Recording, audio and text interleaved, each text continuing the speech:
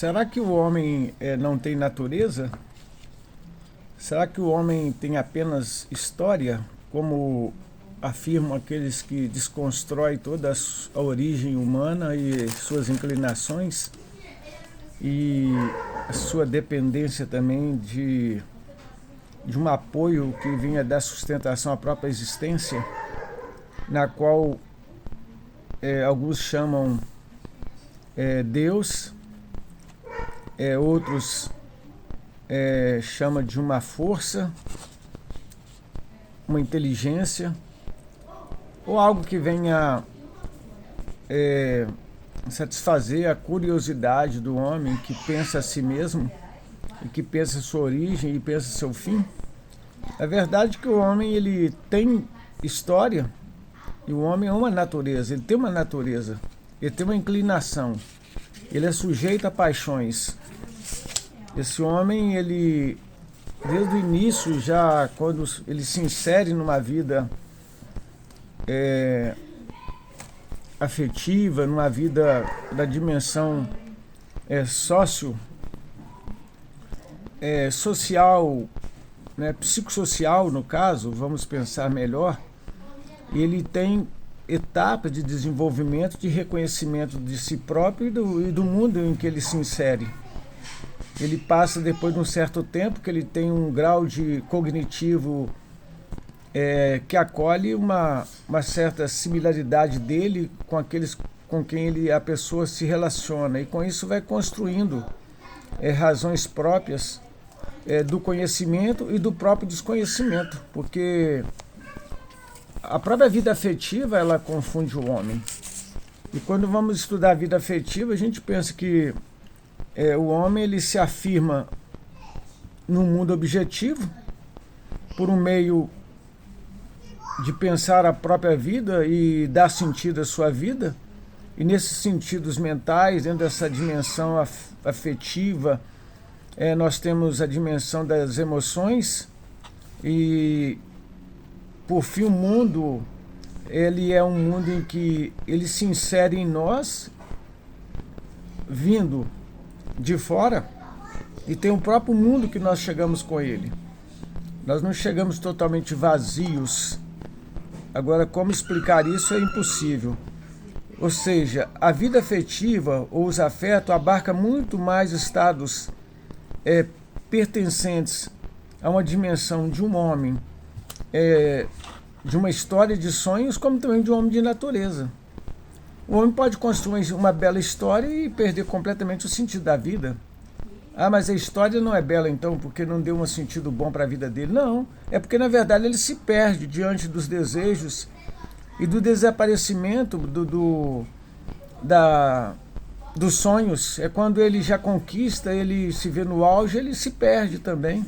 Tanto na falta como também na overdose. Ou seja, quando procuramos compreender a vida afetiva, quando pensamos em entender este homem de natureza e este homem de história, nós vamos entrar num mundo em que passamos a entender como que as coisas são transitórias. A ira, a alegria, ou seja, o sentimento ele é atenuado, ele pode ser durável. Então nós temos vários aspectos, nós temos gratidão, lealdade, nós temos uma dimensão positiva e uma dimensão negativa, afetiva.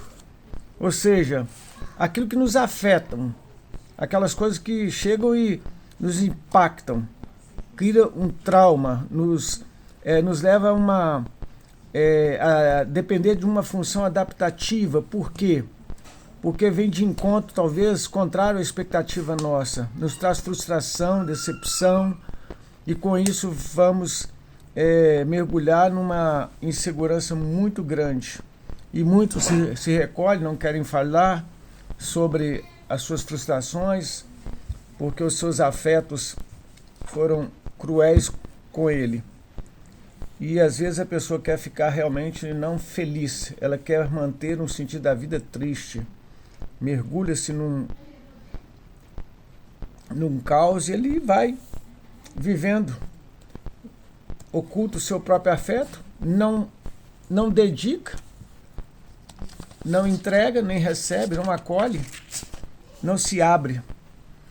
As emoções são expressões afetivas acompanhadas de reações intensas e breves e que determinam o funcionamento do organismo, que nos leva a ter reações inesperadas e às vezes fantasiadas.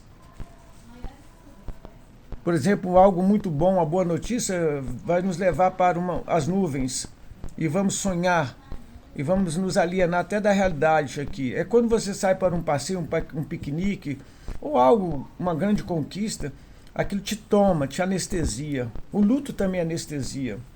Durante um tempo a pessoa morre com aquele que morreu, mas depois ela acorda para a vida. Aquele que está nas nuvens também por um acontecimento, por algo, um passeio, um grande encontro, algo que a pessoa desejava muito, mas depois ela volta à realidade, porque o coração dela exige isso, exige que novas emoções venham surgir nessas relações afetivas, onde nós somos modificados, onde o organismo vai produzindo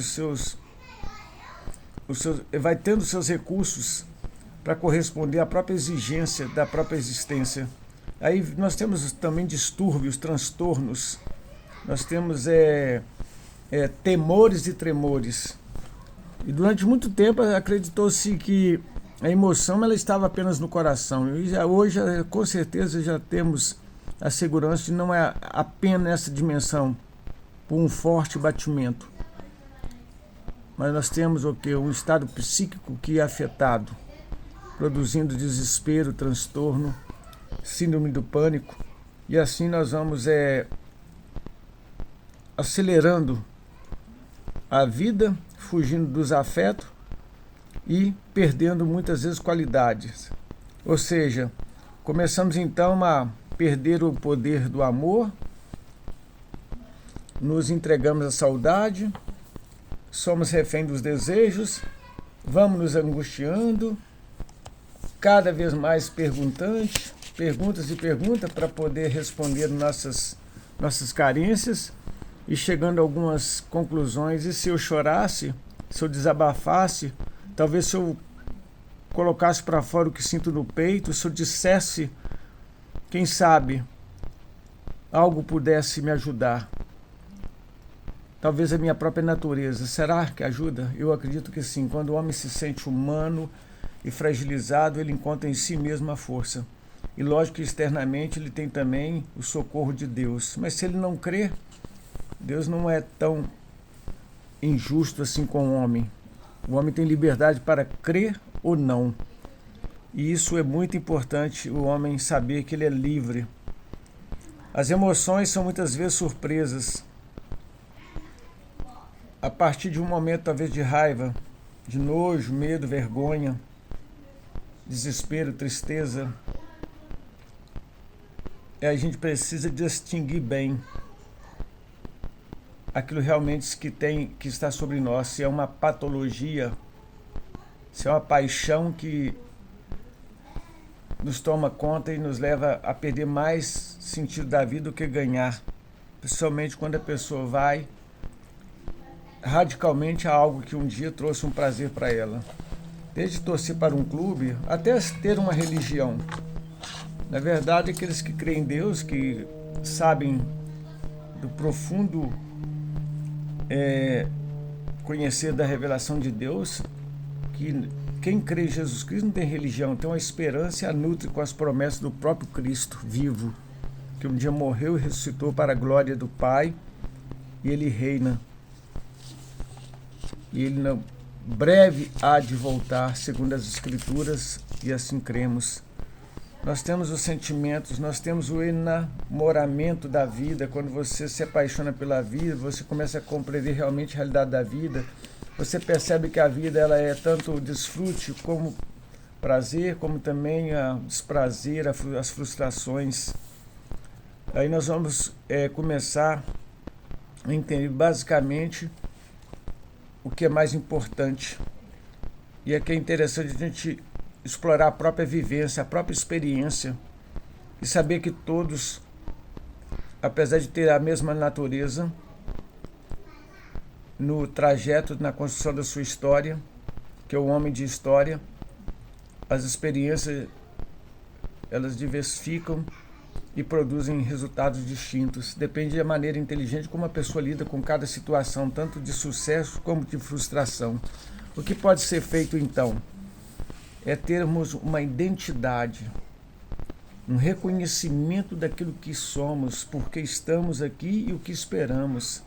Temos uma origem e temos um destino, um definitivo. E essa identidade ela só é possível a partir que o homem resgata a sua plenitude, é somente em Deus. Jesus veio trazer para nós a glória do Pai, porque o homem a perdeu com o pecado.